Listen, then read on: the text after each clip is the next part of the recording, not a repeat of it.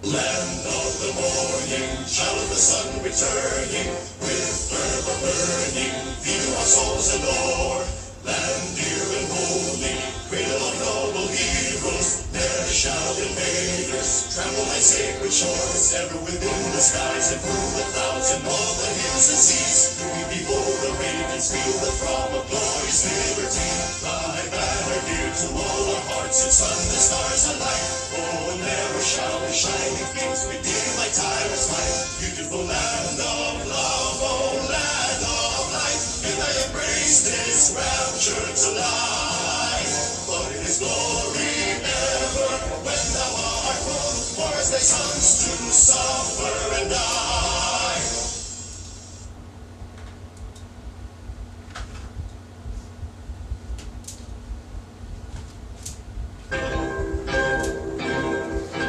Tierra dorada, hija del sol de oriente, su fuego ardiente, en ti latiendo está. Tierra de amores, del egoísmo pura, los invasores no te odiarán jamás. En tu azul cielo, en tus auras, en tus montes y en tu mar, es la grande el poema de tu amada libertad.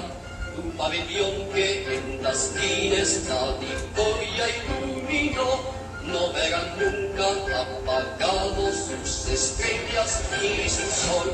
Tierra de dichas, de sol y amores, en tu regazo dulces vivir.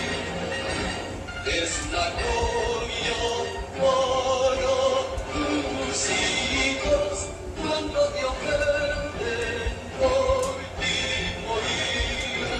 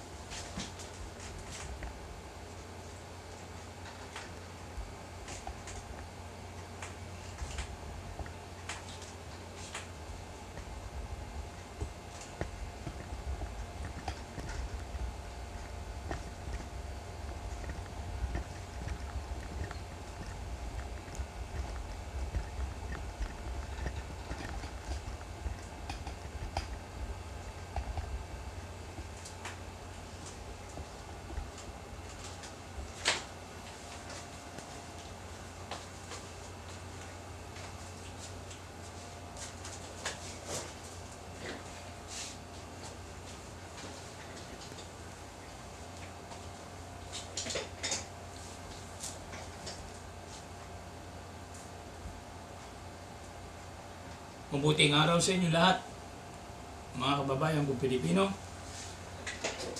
Tulad ng aking sinabi, ito po ang tinig at oras ng katotohanan at katarungan Pilipinas.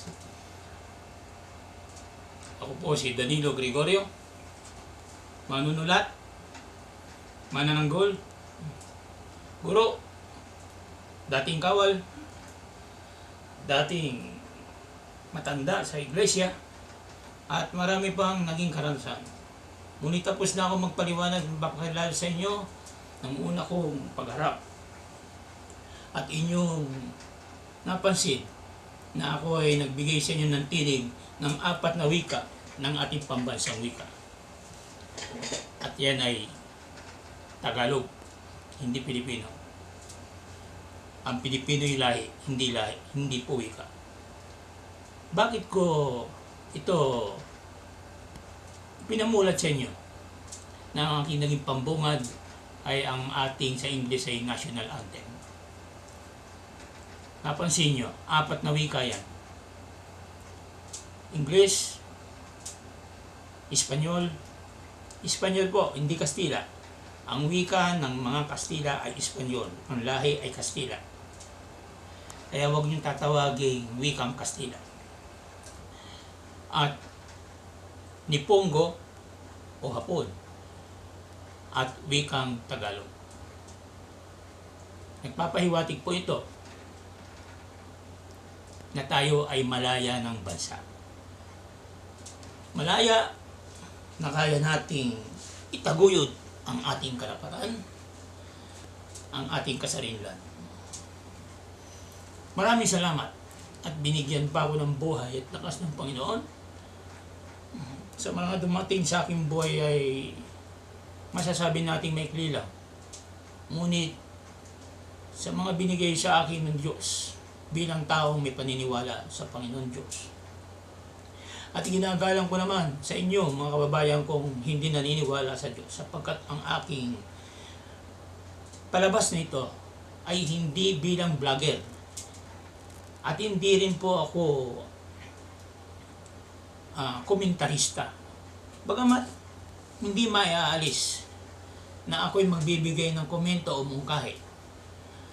Inuulit ko po sa mga hindi nakakilala at hindi nakapanood ng aking pagpapakilala bago ako magbigay sa inyo ng unang talakay na ito.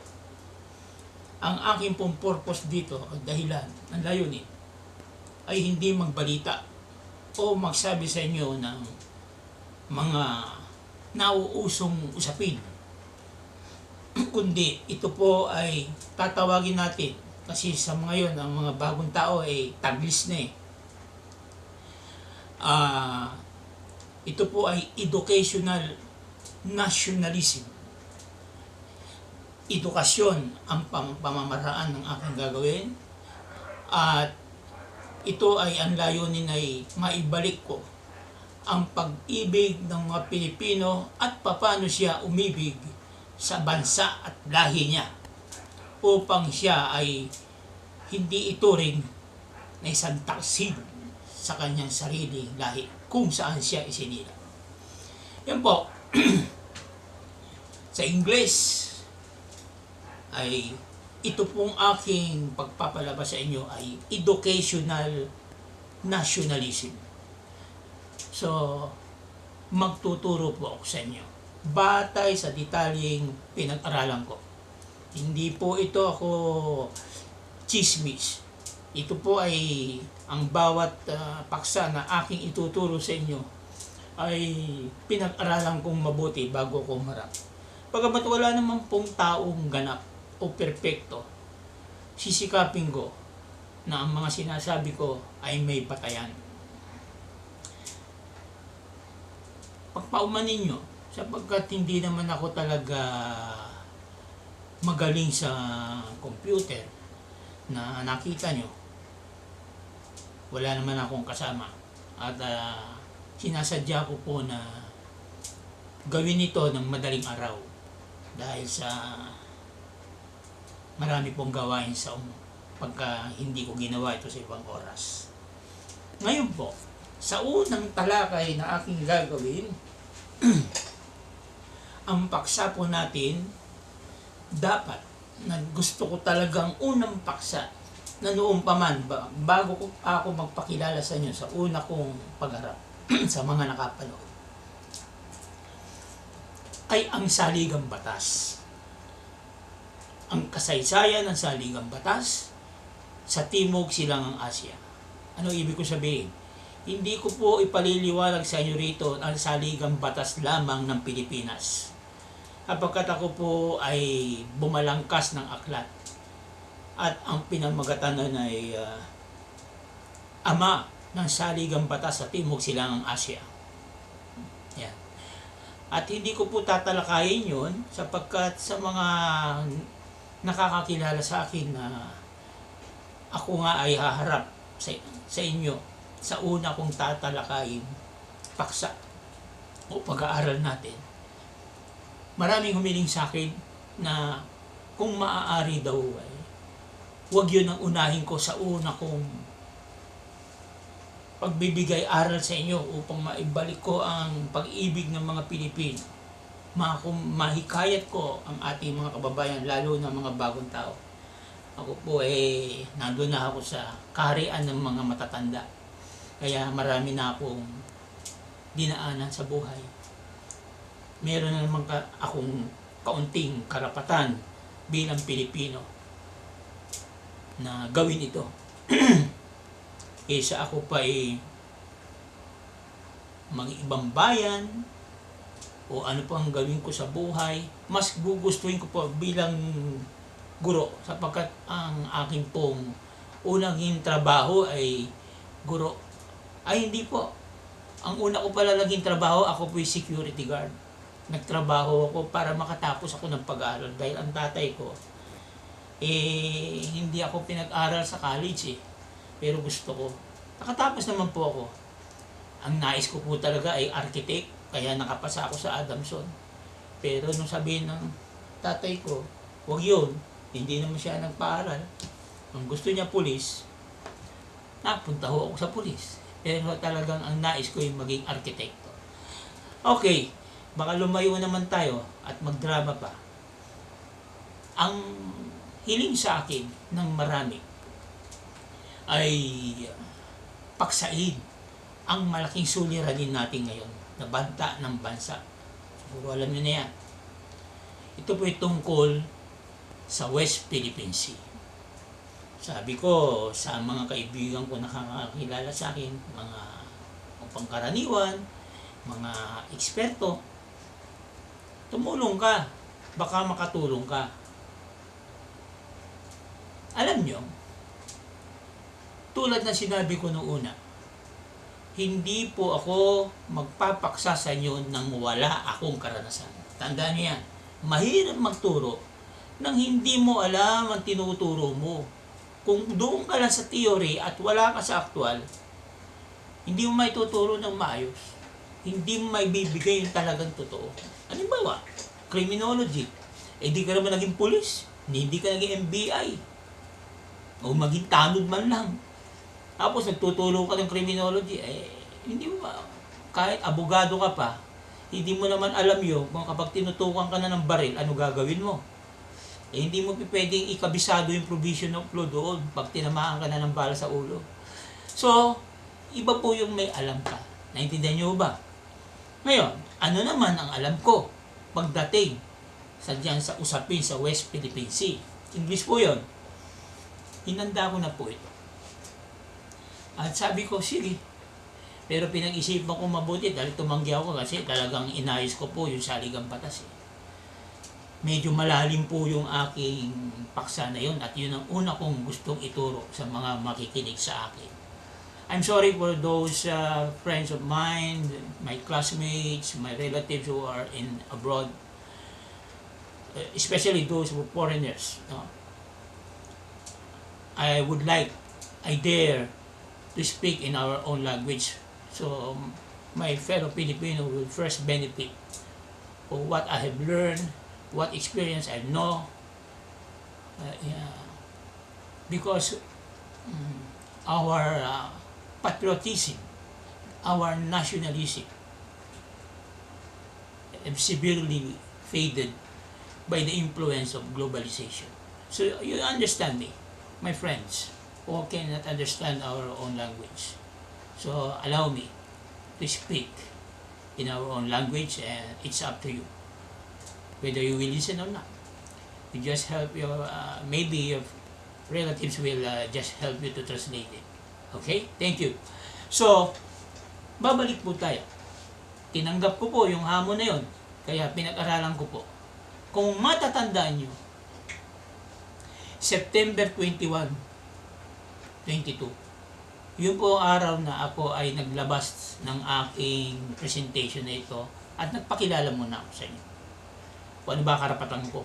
Hindi naman ako member ng Kapisanan ng Broadcasters ng Pilipinas, di ba? Kasi noon na hindi pa uso ito, hindi ka pwedeng mag-YouTube, umarap sa media kasi wala pa naman YouTube nun, no?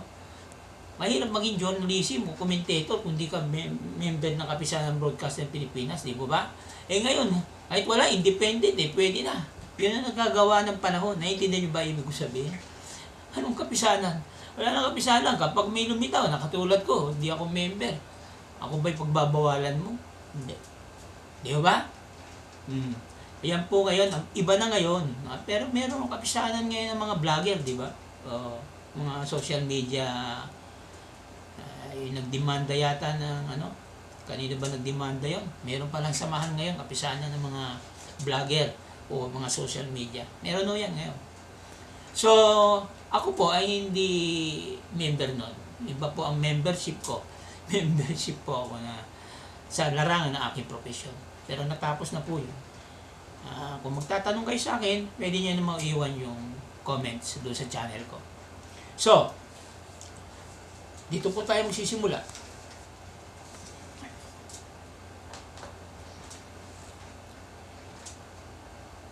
Hindi ko alam kung hanggang ilang minuto tayo. Ang aking gusto ko pong talakayin ngayon, dahil ito na po ang ni-request ng marami na aking nakakilala sa akin, hindi yung mga fans ko o yung mga nakinig sa akin, kundi yung personally friend ko po, especially in the academy. So, tinagalog ko po ito kasi ayoko na yun lang may pinag-aralan nakakaintindi. Gusto ko po ay lahat makaintindi. Kaya kung mapapansin nyo, yan po, Tagalog. Nahihirapan mag-Tagalog po yung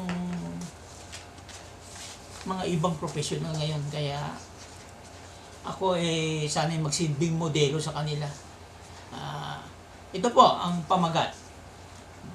O ito po ang pinaka-topic na gusto kong ipaliwanag sa inyo through educational aspect muna tayo. Hindi ko po uumpisahan ang away sa dagat. Away ng gobyerno, banta. Sa isang ganito pong sistema na sinabi ko nga educational, hindi po ako magsisimula doon. Ito po ang pag-ayos ng aking pagharap sa inyo, no? Kailangan muna history. Kunin muna natin yung kasaysayan para kayo, kahit na ikaw natambay, may idea ka, di ba? Hindi yung kung ano yung nag-aaway yung Chinese.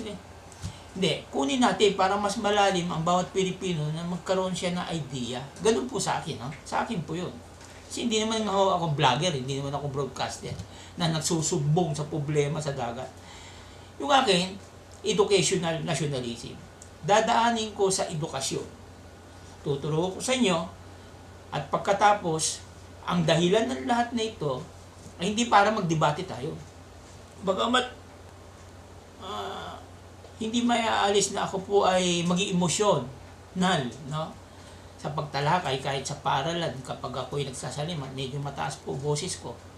Hindi po ako galit para bigyan ko lang ng buhay ang aking inaaral sa estudyante at naunawa. Kaya wala akong natutulog sa estudyante ko no? So, siya nga pala, bago ko po simulan ito, ako ba may kinalaman? May karanasan ba? Yan po. Sa itinuturo ko. Kumbaga ala Robin Padilla, no? Di ba, no? Philippine College of Criminology graduate yun. Ako rin po, graduate sa PCCR. Pero, mahirap po magparatang. Hindi natin alam ang isip niya. Hindi ko kasi ako basta nagsasabi ng taksil nang walang sapat na ebidensya. Hindi ako basta nanguhusga ng tao kung na napapanood ko yung sinasabi niya. Kasi maaaring yung sinasabi niya, kataksilan, pero ang puso niya hindi. Kaya mahirap po. Hindi po ako basta-basta, binabasa ko muna. Parang katulad dito ng ating topic, hindi basta ako diretso doon sa problema sa away sa dagat ng mga Pilipino at Inche. Alamin muna natin history. Di ba? And then, alamin natin yung mga ebidensya. At then, doon na tayo pupunta kung bakit ganyan at ganito. Di ba ba? Ako po ay merong karanasan at may kaalaman sa maritima. Yan. Aba, bakit nangyaga na? Layo mo ah. Law, criminology, but ano? Ako po ay nang makatapos ng pag-aaral sa abogasya, ang una kong pagtuturo po ay sa Maritime School. 1996, 1995. Kaya ako po ay nagturo sa more than 5 schools and colleges ng maritime. Kaya nakagawa po ako ng maritime law books.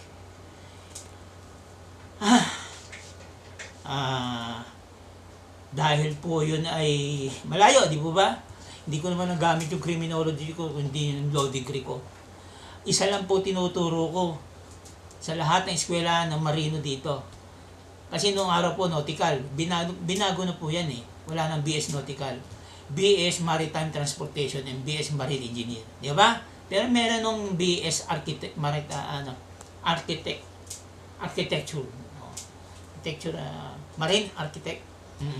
Okay. Isa lang po tinuturo ko. Maritime Law. Kaya nakagawa po ko ng libro. Bakit? Wala akong mabili ng libro ng mga 95, 96. Talagang wala. Wala kaming makita. Puro imported. Napakamamahal. Ang baba naman magpasahod ng mga eskwelahan marine. Ako po ay nagturo sa Philippine Merchant Marine School. Ngayon ay Philippine Merchant Marine College, Las Piñas City. West Bay College, La Alabang, Muntinlupa. National College of Science and Technology, Dasmariñas City. Southern Luzon College, Taguig City University, Cavite State University, Philippine National Training Institute, Philippine National Police Academy. Ay, marami po akong tinuro. Bakit? Ako po ay kumuha rin ng Master in Ship Business Management sa Philippine Merchant Marine Academy Graduate School. Doon po nag-graduate. Ito pong hepe ngayon ng Philippine Coast Guard, sino yun? Yung napahiya yung Chinese na kausap niya. Siya. Mamaya nandito. Nauna ako nag-aral sa kanya, 97 enroll na ako. Bagong bukas lang po yung masteral na yun sa PMMA. Alam niyo yung PMMA, hindi po military school yon. Yung po ang nagpo-produce ng mga nagiging kapitan ng barko na Pilipino. Pero, ang barko nila hindi lang sa Pilipinas, hindi pag-aari lang ng Pilipinas o Pilipino. Ito po ay mga ocean-going vessel, international. Kaya, mataas po. Kumbaga, ang kategorya nila PMAyer. Okay po. Kung graduate ka ng PMI, hindi ka graduate ng PMMA, para kang reservist, reserve officer. Di ba? Iba yung reserve officer pag nagtinyente, iba yung PMA pag nagtinyente. Sa PMMA, kadete pag graduate, mataas na po agad ang katungkulan yan. At saka madali, kasi pinag-aral ng gobyerno. Diyan po ako nag-aral. So, in short, meron naman po akong authority magturo sa inyo. Di ba ba? Kasi,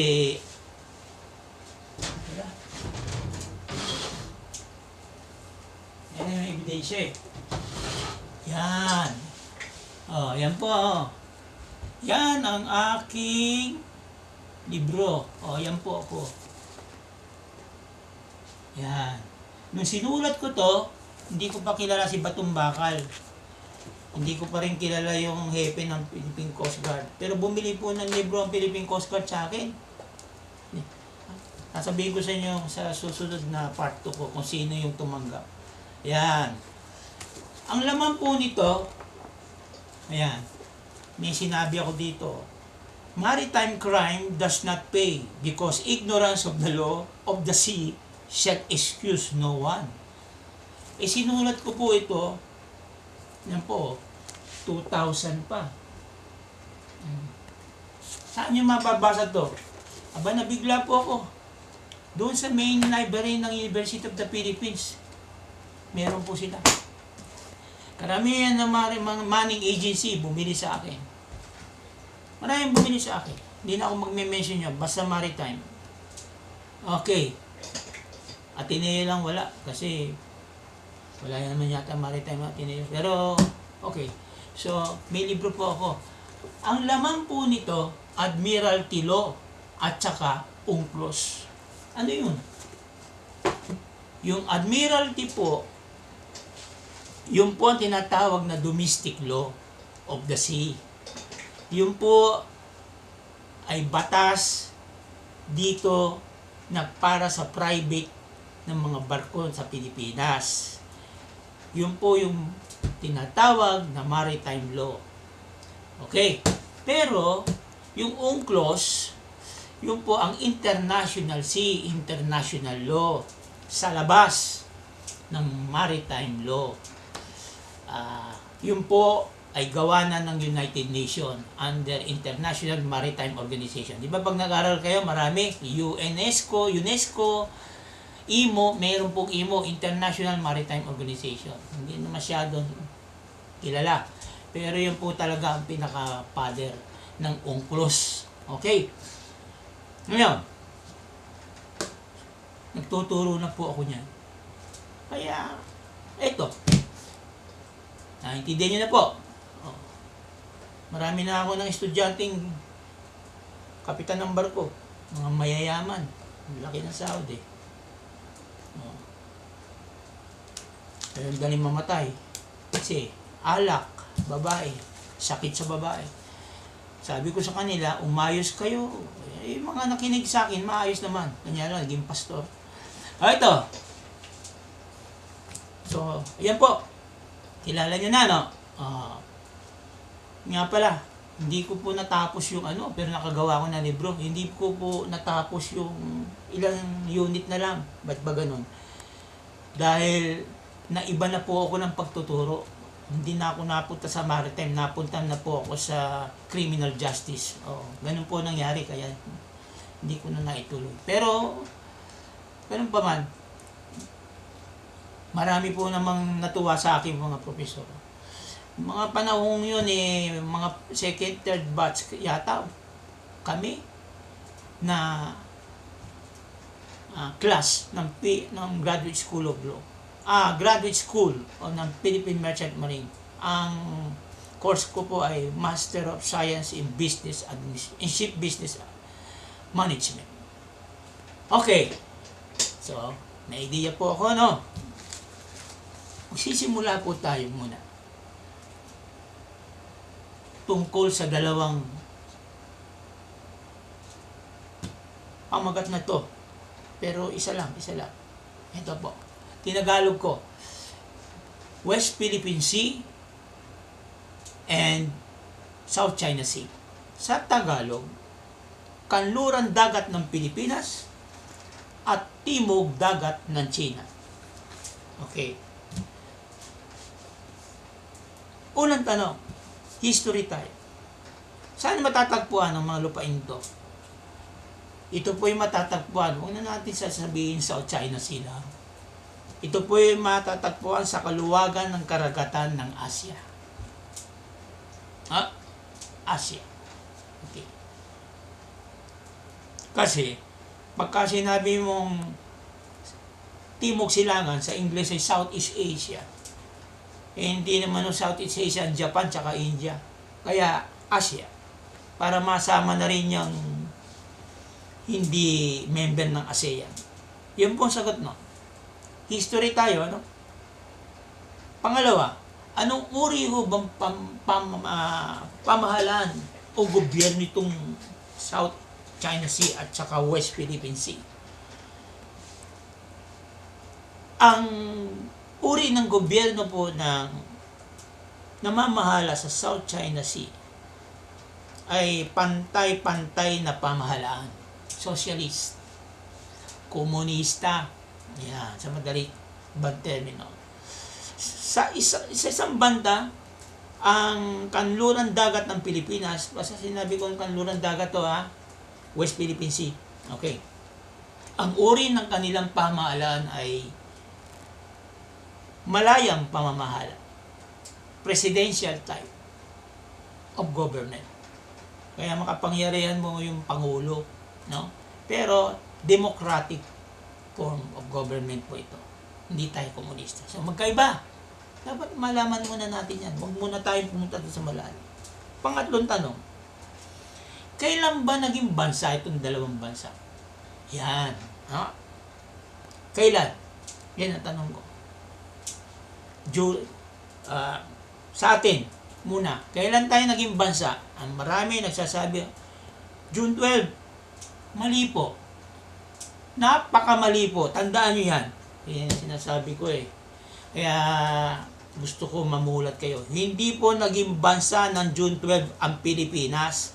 Nang winawagayway ni Emilio Aguinaldo sa Kawit, military government pa ho yun. Wala pang Korte Suprema. Wala pang Congress. Tandaan nyo na to, para hindi tayo humaba. Kasi baka mawala. Naging bansa po tayo, tandaan nyo, na hindi pinagdiriwang ng bansang ito. Enero 23, 1,000, Kastila. Tatagalogin ko lahat. Ika-23 ng Enero, 1,899. Sa Espanyol, Enero 23, 1899, naging bansa ang Pilipinas. Paano? Naging republic. Sa Malolos, naging bansa po. Kumpleto na. May presidente, si Emilio. Hinubad niya pagiging general niya kasi hindi o pwede, bawal sa batas noong araw pa sa buong mundo ng presidente sundalo. Kaya hinubad niya at siya po ay naging presidente. So meron pong presidente. Meron po tayong kongreso, Malolos. Ang namumuno, Pedro Paterno. Tandaan nyo yan At meron na ho tayong Korte Suprema noong araw sa Malolos. Ang namumuno sino? Hindi alam. Sabi nila sino? Si Cayetano Arellano, yung malaking nasa revolta Supreme Court. Mali po yun. Nako. Talagang malaki akong bubulgar sa inyo. Si Apolinario Mabini po ang unang punong maestrado ng Korte Suprema ng unang Republika ng Pilipinas. Tandaan niyo yan. Ay binuwag niya Pilipinas. Mamaya na tayong mag-usap. Basta yan, tapos yan. Na binyagan yan. Ang daming dumalo, Francis Aliman. Talaga ho, pinagdiriwang yan sa Malolos. Naging Republic of the Philippines. Kayong mga manunulat, kinakastigo nyo yung unang Republika. Sandali lang yan, namatay bakit kinilala ng Association of Southeast Asian Nation? I am a ASEAN lawyer. Bakit kinilala ng ASEAN sa history nila sa buong Southeast Asia na Republika ng Pilipinas ang unang nagrepublika? The first matured political country. Kailan yun? 1899. Hindi naman naging 1945 Di ba? Ang 1945, lumaya tayo sa Amerikano. Binuwag ng Amerikano yung unang republika natin. Kaya kayo mga nagsusulat na sinasabi nyo, maikli lang yan. Bakit nga kinilala ng ASEAN yan sa history?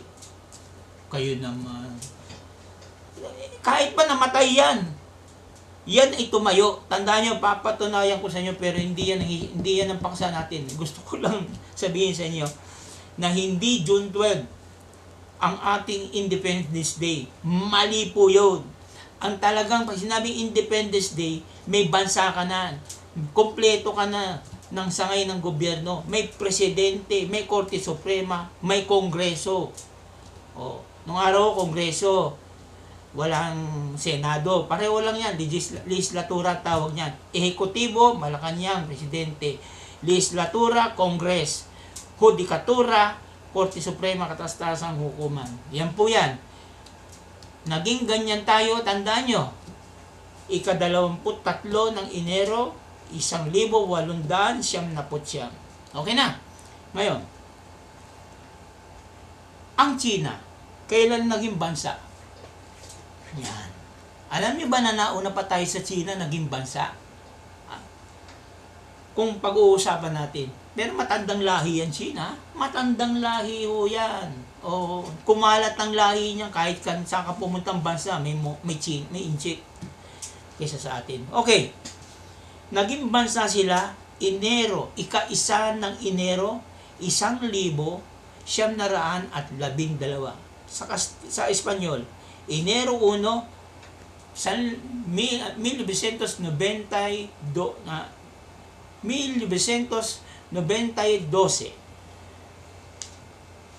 Okay? 1912. Tanong, sino ang unang pangulo ng ating bansa dito sa atin? O, ayan. Kita nyo yung history. Sabi ni Robin Padilla, hindi si Emilio, si Bonifacio. Tama naman eh. Si Bonifacio, nauna siya maging rebelde sa mga Kastila bago si Jose Rizal, bago si Emilio. Emilio Aguinaldo, mayor po ng Kawit yan. Oo. May tapat yan sa mga Kastila. Si Andres Bonifacio, taga-Tondo po yan. Yan po ay ordinaryong manggagawa, kargador. Yan po ay talagang utak ng himagsikan. Pero, ang tanong, sino unang presidente? Sabi ni Robin Padilla, kasi nagsaliksik daw siya, pumunta siya sa Espanya, nakita niya, si Andres daw. Hindi po ako sang-ayon doon.